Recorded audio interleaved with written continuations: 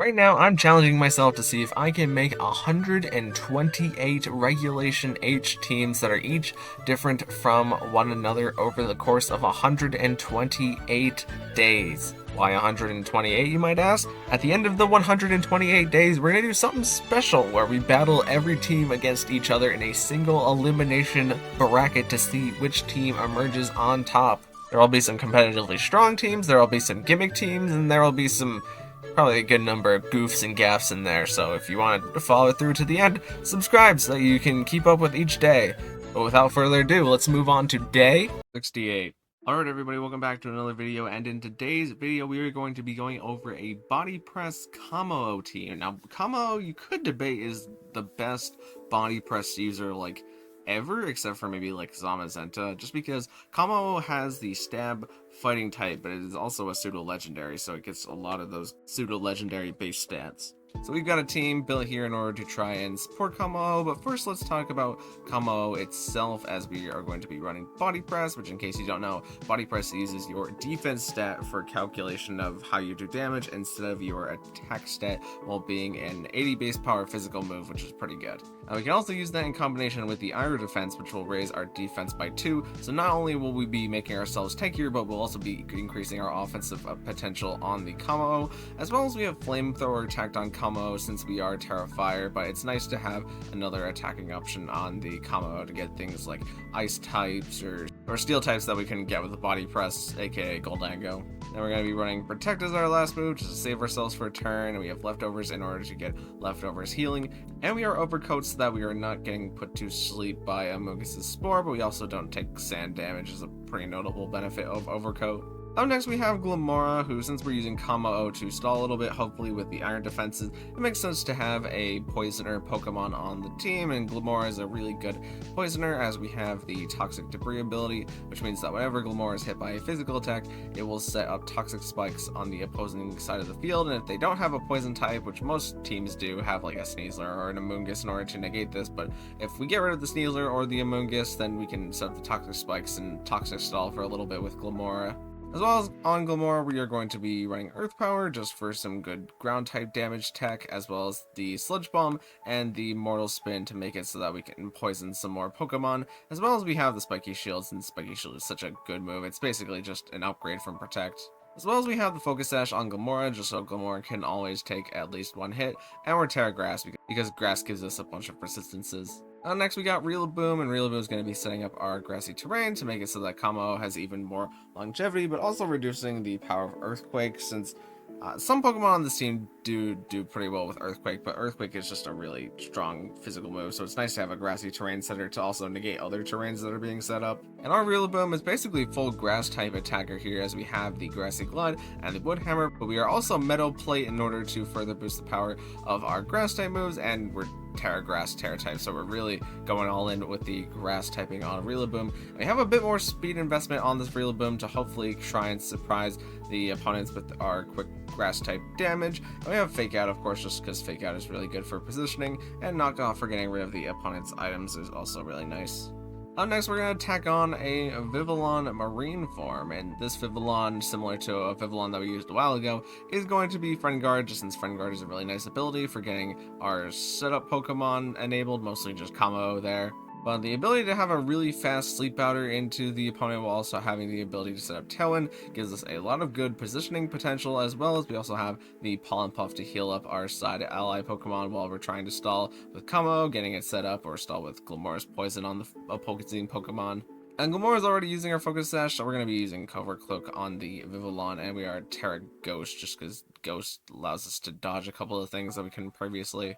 Up next we got Gastrodon, and Gastrodon is mostly just here for the Storm Drain, as it allows us to absorb water type moves, and Rain is pretty popular in the format as is always, but Gastrodon has some nice counters into Pokemon with its Muddy Water, because we can spread water damage Pokemon who want to try and redirect for Pokemon that are weak to water, as well as we have the Ice Beam maybe to catch opposing ground types or grass types off guard with a quick little bit of Ice type damage, and we have the Recover since we are stalling with some of our Pokemon. It's nice to have the ability to heal Gastrodon for a bit of damage, especially if we save our Terra for Gastrodon. The opposing Pokemon doesn't really deal well into Gastrodon with the Terra Fire and the Recover in order to get our health back. It's it's nice to have Gastrodon being really tanky. As well as the Citrus Berry will give us a little bit of health for one quick short burst in case we need Gastrodon just to have a little bit more health. And last but not least on the team, we have Rotom Heat, and this Rotom Heat set is pretty simple. It's just a Volt Switch for the pivoting, hopefully once we get off our Will-O-Wisp, in order to decrease the power of physical moves being used against our team, or the Light Screen to decrease the damage that special attacks do.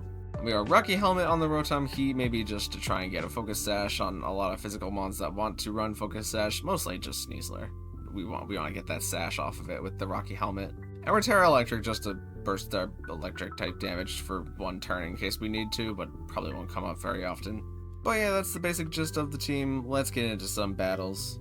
Alright, so this first battle we have is an open team sheet battle, which we haven't had one of those in a while, but it's an open team sheet battle against a team that really likes their grass types from what it seems, with their support grass types in Amoonguss and the Whimsicott, but their Chandelure is Flash Fire, which means that Kommo-o can't actually hit Chandelure, and Goldango is kind of a rough endgame for us bringing Kommo-o if we didn't have Flamethrower to kind of back us up.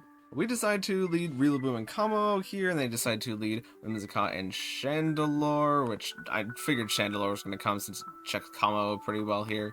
But we at least get to set up our grassy terrain and swap in Glimmora here. Chandelure decides to go Terra Ghost immediately and go for the Heat Wave, but it double misses here, which I don't think is too impactful in the overall of this game. And we get a nice Flamethrower into Whimsicott, which does over half to it, even with the grassy terrain recovery.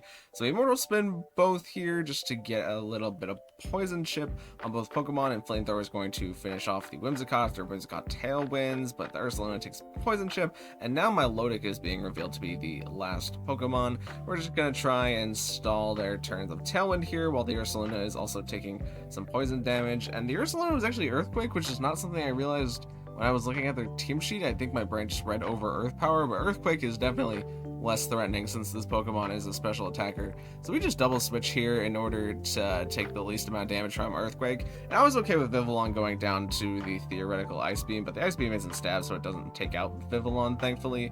And now the opponent is out of Tailwind, so we set up our own Tailwind, and we just get to Wood Hammer Ursaluna in order to take it out in this slot. And then Milotic can just take either KO here, but decides to KO Vivillon, which is probably the better one for us.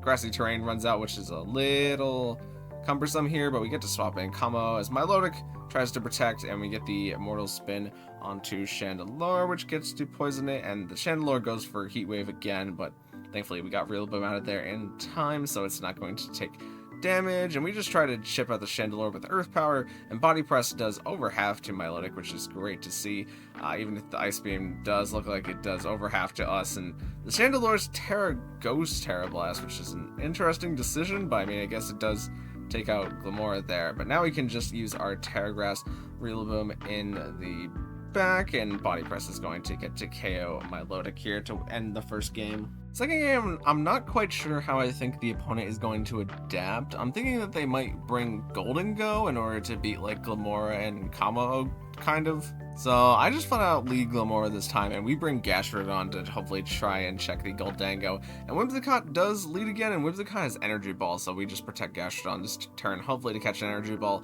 And we get a Poison on both, and we get to break Milotic's Balloon here, and we do catch the Energy Ball on Gastrodon, as Milotic just goes for Ice Beam, not wanting to activate Gastrodon's Storm Drain ability with its Hydro Pump, I believe Milotic have, but now we can bring in Rillaboom here, as Ice Beam just goes into Glimmora again, and we just get the Sludge Bomb into Whimsicott in order to take it out here, as Milotic takes poison damage at the end of the turn. And now they get to bring in their Ursaluna, and things are a little cumbersome for us right now because they have their Tailwind up, but we don't. But we at least get to fake out Ursaluna to stall a turn of their Tailwind, and Glimmora attacks there in order to be able to Spiky Shield here on the next turn, as we're going to have Rillaboom Terra Grass just because I want to be able to possibly nuke something. And Ursaluna survives the Grassy Glide, which is a little unfortunate because it gets to Blood Moon into Rillaboom. But Rillaboom lives that attack despite not being Assault Vest, which I would not have been willing to bet that Rillaboom would live that, but it lived it. But Ursaluna also lives it on 1% HP because of the Grassy Terrain.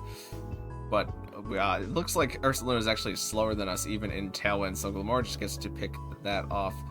as we picked off their Milotic with the Grassy Glide. And now it's just solo Goldango versus the world. And Goldango decided to get rid of its Ghost typing, perhaps to just dodge the super effective knockoff damage here as it goes for the Make It Rain into Rillaboom. But now we get to just bring in Gastrodon here in the back. We did have Kommo-o as the 4th Pokemon, so we could just Body Press the Goldango, but bringing in Gastrodon here is perfectly fine, as Gastrodon super checks Goldango, especially after it's already used Make It Rain one time. Alright, here we have a bit of a sand team here, where they have... is that a Misty Seed for Corviknight?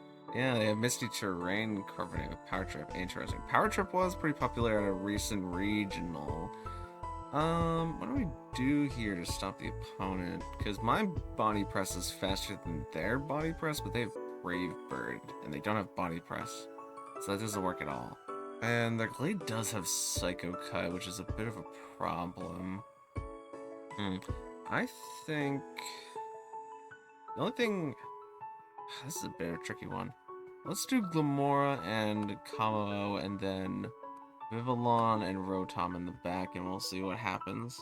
So, okay, the opponent does bring in their Corviknight immediately, and so does Whimsicott. Whimsicott does have Moonblast, but it is not Sash, so we can just Sludge Bomb into it right now. So I think we just Sludge Bomb and protect with Kommo-o, because we don't want Whimsicott taunting into Kommo-o. How likely is it that they just set up Misty Terrain right now, though, to get Corviknight's boost? I feel like that's kinda likely. Let's protect with Kommo-o and see what happens. Okay, they do set up their Misty Terrain to get their Corviknight boost. We Sludge Bomb Whimsicott, that takes it out one hit, even without that crit. And Corviknight bulk ups here, so we could have Body Pressed with Kommo-o, and we'd be in a pretty good spot right now. In comes Gallade, and it does benefit us to just Terra Fire our Kommo-o here and then attack with Glimmora. We can Sludge Bomb their Gallade, Terra Fire, and Iron Defense here. So we still have Flamethrower for their Corviknight. They side coaching Corviknight. We are faster. They go for the Brave Bird and Kommo-o, but that doesn't do too much, and they take Recoil. Okay, I see nothing wrong with just copying that strategy we had again. Except we could go for the Flamethrower here to just knock out Gallade, because Corviknight's not knocking out Kommo-o anytime soon. We do have Rotom in the back still with Rocky Helmet to maybe stack up some damage on the Corviknight. I think we Flamethrower our Corviknight. And Gallade does eat a berry here, but doesn't matter. They Psycho Cut Glimmora, sure. That activates Toxic Debris for their last Pokemon. Flamethrower doesn't ship to Corviknight, and Corviknight is bulk upping. Okay. Well, the Gallade does not have priority moves. They could have Trick Room there. I guess we're gonna Sludge Bomb the Gallade and then Iron Defense again with Kommo-o. We are theoretically outpacing the Corviknight. We have Roost. We're faster, so we can't take advantage of the Roost as much. I think... oh, is there Kommo-o? Or, no, their Arcanine... oh, we're on Misty Terrain, so their Poison doesn't activate. Okay. I want to say we're going to need Glimmora in case Corviknight goes for the Terra, but I don't think it'll go for the Terra. I say we just Earth Power Arcanine, and then Iron Defense with Kommo-o this turn. Okay, we Earth Power because we're faster than the Arcanine. And we get the Iron Defense. Now they're Power Tripping, but Power Trip doesn't hurt us too much. So I think it serves us well to swap in Rotom this turn and go for the Flamethrower and the Corviknight, maybe try and get the burn here.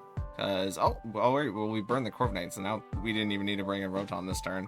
But now we can Volt Switch the Corviknight, and this would be a good time for them to just Terra Dragon their Corviknight, so I'm going to Body Press here. Okay, Volt Switch comes out. Body Press does not appear to be picking up KO, which kinda worries me. Let's bring in Vivillon here for... oh, it seems like the opponent gave up there. Oh, Body Press KO's there, and... okay, I don't know why the game didn't end earlier, but now we're on to game 2. Okay, so what does the opponent do to counter my play instead? I think it's probably bring Excadrill in the back, so maybe Glimmora is less important in this game. Even though Glimmora is really nice for getting rid of Whimsicott, I think what would actually be really nice is to start Rotom, and just hope that they don't bring Arcanine at the start. And then also Kommo-o, and then Vivillon, and who else in the back? Maybe Rillaboom? Gastrodon does have its benefits though. Yeah, I say we do Rillaboom in the back for the Fake Out Pressure buff. They lead Corviknight again, but this time they have Excadrill. Okay. So we can Will-O-Wisp either slot here. It'll be either easier for us to Will-O-Wisp Corviknight and then Body Press Excadrill. So I think I'm going to start by, it depends if Rotom's faster than Corviknight, which I don't know if that's something that I can safely predict. Actually, it is something I can safely predict, because Kommo was faster than Corviknight last game, so Rotom inherently is faster. So let's Will-O-Wisp Corviknight and Iron Defense with Kommo and see what the Excadrill does. Yeah, we want to Will-O-Wisp Corviknight and Iron Defense with Kommo, because, okay, they immediately swap Tyranitar as they Earthquake with Excadrill. That does some damage to Tyranitar, and we get to burn Tyranitar at least. Kommo gets up the Iron Defense, and Kommo's Overcoat, so we're not taking the sand damage, which is pretty beautiful, actually. Oh, and the opponent just full-on quits off of that. Well, that makes me less editing time for later, I guess. Alright, so here we have a pretty good mix of Mons. They have Blood Moon Ursaluna, but no Trick Room, which is interesting. I'm not quite sure what to approach this with, but I like leading Kommo-o and Rillaboom for the immediate fake-out pressure. The only thing that really pressures Kommo-o on this team seems to be the Flamigo and the Blood Moon Ursaluna, but we can just Body Press into that, hopefully, and Rillaboom also deals with that. Then to also deal with Flamigo, they do have a Amoonguss, so it's hard to bring Glimmora here. However, it does let us get up Toxic Spikes if they go for, like, Palafin. Let's bring Rotom for the Flamigo and also kind of the Ursaluna. And who is left? I guess Vivillon in the back, and we'll see what happens. Okay, they do start Flamigo, and they have the Ursaluna. So how fast do we want to gamble that this Flamigo is? Because what we could do is to just click Body Press into Ursaluna. Oh wait, the Flamigo doesn't have Brave Bird. Oh wait, that makes this a lot easier. I think we just Iron Defense and then we fake out the Ursaluna and hope that the Flamigo... Okay, the Flamigo U-turns out, so it doesn't Tailwind here. Well, what Pokemon do they bring in for Flamigo? Okay, they decided to go into Houndoom here, but we get the Kommo Iron Defense up, and Ursaluna flinches, which is pretty good. So now I feel like we can pretty safely... They're Terra Dark on Houndoom here, so we can pretty safely just Body Press into the Houndoom and Woodhammer into Ursaluna. Oh, their Houndoom is faster than our mans there. That's not good. How much Ursaluna damage? Okay, we take quite a bit from the Hyper Voice, but we can at least pick that off next turn. And let's bring in Vivillon here. And okay, they bring in Palafin. We're fine with that. So now we have Friend Guard active, and we can Body Press into Ursaluna and side Pollen Puff into Kommo. Okay, they go for the flip turn in order to get up their full mode Palafin is what it seems like. But we side Pollen Puff Kommo, and that's going to bring it up. And we Body Press Ursaluna, and that takes out Ursaluna in one hit. So now it's just Palafin and Flamigo left. So I think the most sensical thing to do here is to go for the Body Press into Palafin and then protect with Vivillon, because Flamigo might go for the Tailwind, and it's probably faster than us from what it looks like. But we have Rotom in the back who can easily handle Flamigo.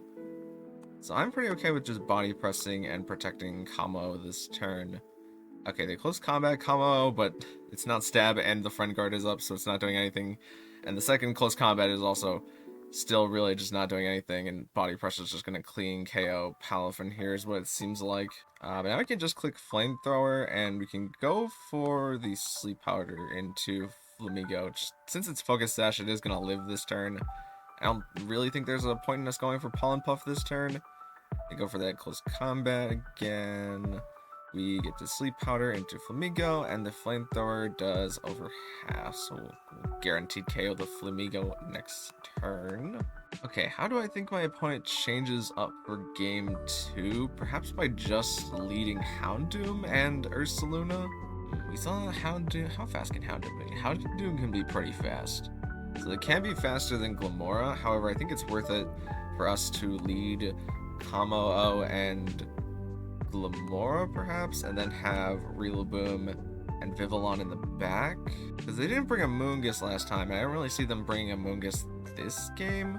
Let's try that strategy out. Okay, they lead Electivire this time, along with Ursaluna. I think I'm okay with that. We're gonna protect Kommo-o, and I think we're gonna go for the Mortal Spin to wear down both. Electivire really should swap out here, I feel like. Let's protect Kommo-o and Mortal Spin here, because we could just Earth Power into Electivire. It might Terra Flying, though, but then that gets their Terra out of the way. And we are Focus Sash on the Glimmora, so we don't fear Ursaluna a lot right now. Kommo-o gets to protect, Electivire does go for the Follow Me, and we get to poison into both Mons, and we take Rocky Helmet damage, so our Sash would have been negated, but they went for Hyper Voice this turn with Ursaluna, which is good for us. Now we are in a bit of a tricky spot, though. We could swap Vivillon here, and then attack with Glimmora into Electivire to try and KO Electivire, because they didn't Terra Flying last turn, so I'm okay with getting the Earth Power in there. And we still have Rillaboom for dealing with Ursaluna, so let's swap Vivillon in here, and then go for the Earth Power into Electivire. And Earth Power clean KO's Electivire, and okay, Earth Power is just going to clean KO Glimmora, but at this point, I think Glimmora has done its job. So now we can bring in Rillaboom, they bring in Houndoom. Okay, so we could just... Is Vivillon faster? Oh, Vivillon's probably not faster than the Houndoom. Could Terra Ghost Vivillon? That might be a bit of a waste, though. Really not sure. I guess it kind of depends what they have in the back. As long as we can deal enough damage into Ursaluna, though. I think I'm okay with going for the Sleep Powder into Houndoom, and then going for the Grassy Glide into Ursaluna. So that'll chip it down a lot. Flamethrower's gonna hit Rillaboom. Doesn't KO Rillaboom, though. And we do land the Sleep Powder into Houndoom, which is nice. Blood Moon comes down to Vivillon. Looks like they really want to take that out, but now we can bring in Kommo-o. Houndoom will take a guaranteed sleep turn, and we can get an Iron Defense up this turn with Grassy Glide. Grassy Glide's gonna KO Ursaluna there. Houndoom takes his guaranteed sleep turn, and Kommo-o gets the Iron Defense up. And what is their Pokemon in the back happen to be? Okay, they've revealed their Pokemon in the back to be a Moongus, which is a little annoying here. Because we do have the Flamethrower, and we still do have our Terra Fire. Rillaboom is probably just going to knock off a Citrus Berry here, so we're going to have Rillaboom do that. We could just start Actually, it might be better just to start Iron Defensing, because Kommo-o is Overcoat, so we don't care about a Moongus. So I'm just going to start Iron Defensing in case. We can't Rage Powder into the Amoonguss, then we can just take it out with the Body Presses over time. Houndoom takes another Sleep turn, Knockoff gets to knock off Amoonguss' Citrus Berry, we have Iron Defense, and tries to go for Spore, but we're Overcoat, so you gotta read those open team sheets. That's why they're there, bud. I mean, we just click Body Press into Houndoom here, and I guess we could just Grassy Glide into Houndoom just to deal some damage into it. Because I'm expecting Houndoom to wake up this turn and just go for Flamethrower into Rillaboom. So we just get... Whoa, the Grassy Glide is way more than I expected it to. I guess it is just a Houndoom. Flamethrower doesn't burn us, and Body Press gets to hit the Houndoom, and they try to Spore into Kommo-o again. I mean, I guess I can't blame them. It's not like they have anything else that they can really do with the Moongus, other than just, like, Sludge Bomb into Rillaboom. But, like, at this point, we can just Terra Fire, Flamethrower, and their Terra Water, so even if they do decide to use their Terra Water, they're still going to get hit by our Grassy Glide. Grassy Glide, Flamethrower combination is not going to KO, is what it seems. Okay, they try to Spore into Rillaboom. Just click the Sludge Bomb button. You have Sludge Bomb. It's super effective. What are you doing? And this is why I don't do open team sheet battles anymore, is because they take forever and opponents love to timer stall you. If they timer stall me whenever I do the closed team sheet battles, at least I can just go over it later way faster. But, you know, easy second game. The opponent really didn't have any checks for Kommo-o, especially since their Flamigo didn't have Brave Bird on it, and their Palafin didn't have Haze either, which was something that I checked for. Alright, so that was the Kommo-o Body Press team, and as I said before, I really like Kommo-o. Kommo-o Body Press back in, like, Generation 8 was a Pokemon that I used to be, like, an anti-meta pick in the Spikemuth Cup, because Kommo-o resisted both Wicked Blow and Surging Strikes from Urshifu, so Kommo-o's it's just a funky one. I like it a lot, especially with Overcoat.